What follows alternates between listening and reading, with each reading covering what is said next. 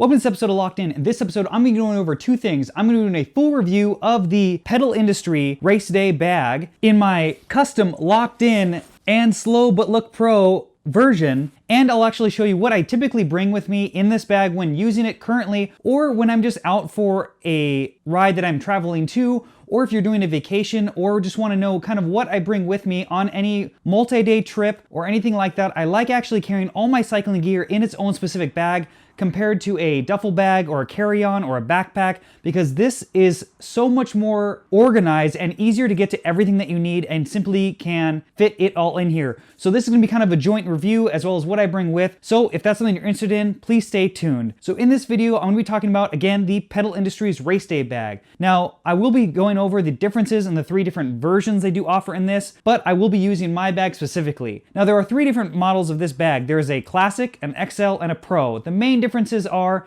the Classic is going to be slightly smaller than this bag that I am showing you here. This is the Pro model, which does measure out to 20 inches by 13 by 13 and a half, where the Classic is going to measure in at 16.5, 10, and 11 inches, respectively. The Pro model is going to be the same size as the XL that you see here, but it is going to add the two additional pockets, which I'll be showing you in this video, for your wet or dirty garments, and has another pocket inside the shoe compartment, as well as it will hold 3 full water bottles. And you do get a nice Ziploc big bag to carry all your dirty and grimy gear in as well. And as you can see, it is a backpack style bag, so it makes it easy to carry with you no matter what the scenario is. So what we're going to do is simply go through each individual step of how I'm going to assemble this based on what they recommend, and going over each individual item that I put in here, showing you what I normally would bring with me. So first off, let's load this thing up with my shoes, which it even says right on here to load in first. The other thing I really like about this bag is that it's mesh on both sides for the helmet and the shoes,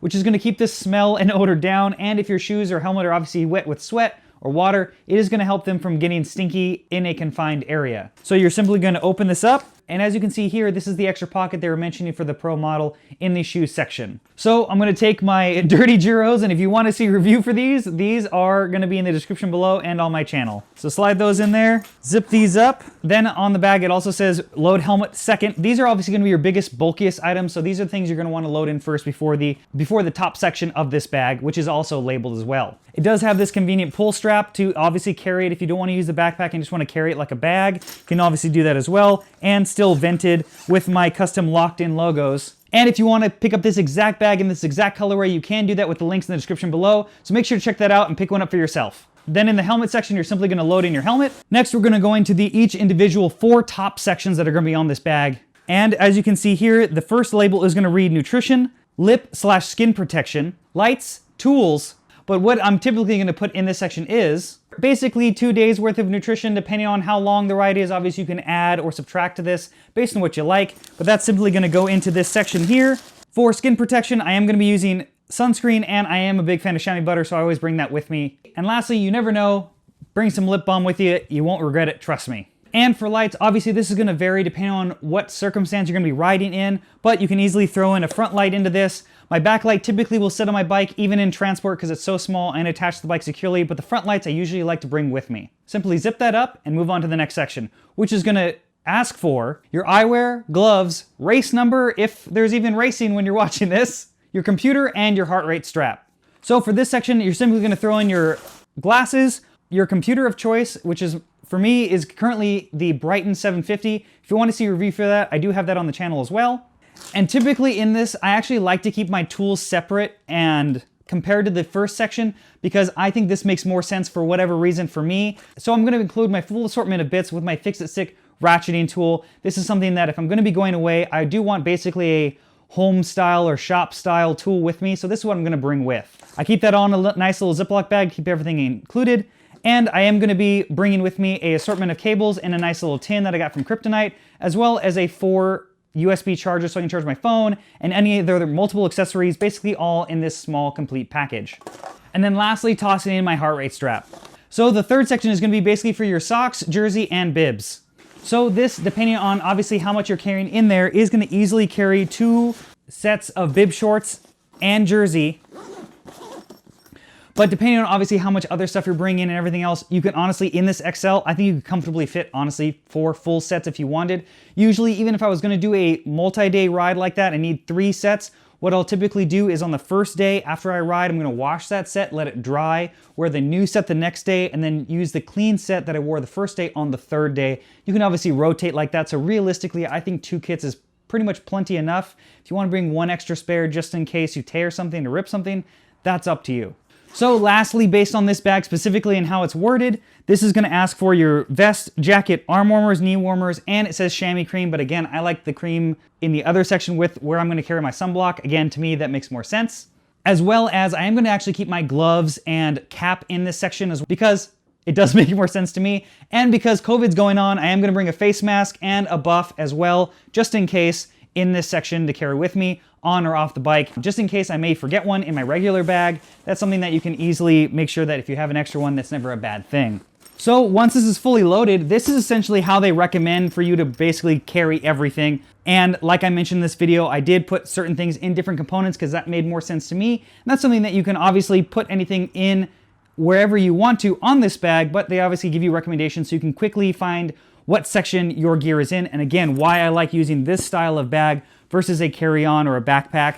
And as you can see on here in the back, this is gonna be your dirty clothes section, which I really do like because that's honestly the hardest part when I've used other style of bags. Once you have a dirty kit, where do you put it on the ride back? And you don't want it to smell up the room or the car or wherever you're bringing it. So they do include a big, nice, large Ziploc bag to put all your dirty stuff in. So it keeps and contains the smell within this bag. And lastly, let's touch over the other few things that I would recommend to bring with you and why. Obviously, if they aren't already on your bike, you're gonna wanna bring your saddlebag of choice. I didn't include this in this video because obviously some people are gonna leave that on the bike, but if you don't, obviously bring that with you with your assortment of repair kits. Bring extra tubes and CO2s in your bag, depending on how long and how many rides you're gonna be doing, so you have spares.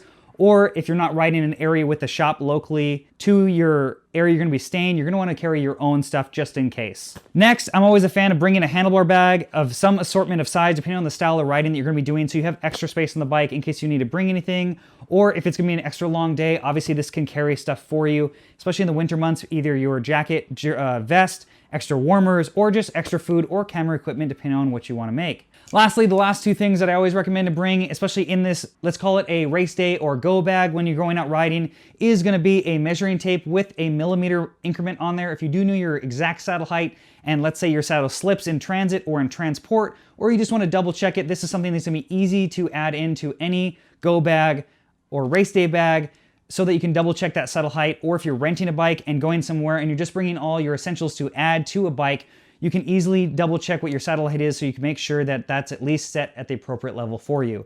Lastly, I do really like this auto lock. This is gonna be my favorite go-to lightweight lock that I will easily bring in my jersey pocket or throw in a handlebar bag, and adds extra security when doing quick errands or stops. If I'm in an area that I plan to bike on more and don't wanna Lyft or Uber everywhere, I plan to ride for a few quick stops, this thing is definitely beefy enough for those quick incidental stops when you're out in a new area.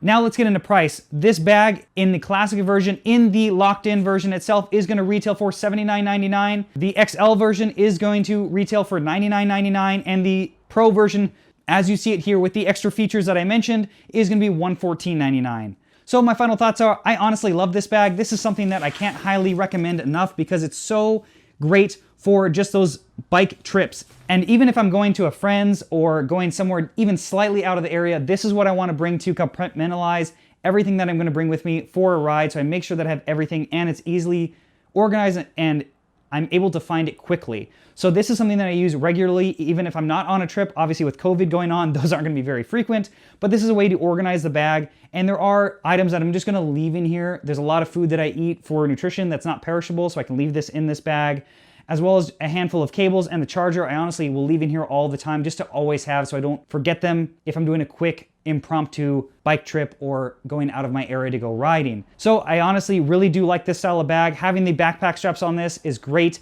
So I hope you like this video, and If you have any questions about what I recommend to bring when you're going out riding or anything like that, please make sure to comment in the comments below. I check them every single day. If you want to follow me on Instagram and Facebook, links in the description. And if you want to help support this channel, you can buy this Slow But Look Pro merch that I have, as well as I do have a Patreon where I do offer one-on-one bike consultations or anything about cycling related every single month for my top 2 tier levels.